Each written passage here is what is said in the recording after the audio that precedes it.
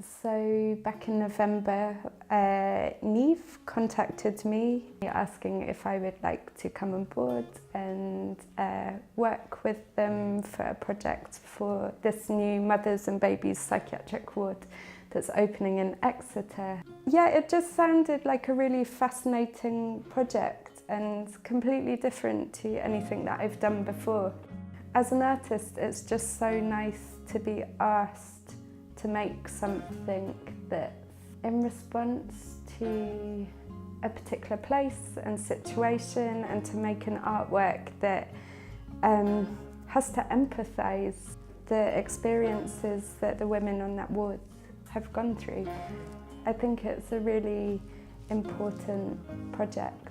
When we were going on a walk around the hospital or the new ward, I very quickly formed an interest in a room. It's the nursery room, and it just felt like a very peaceful, meditative space.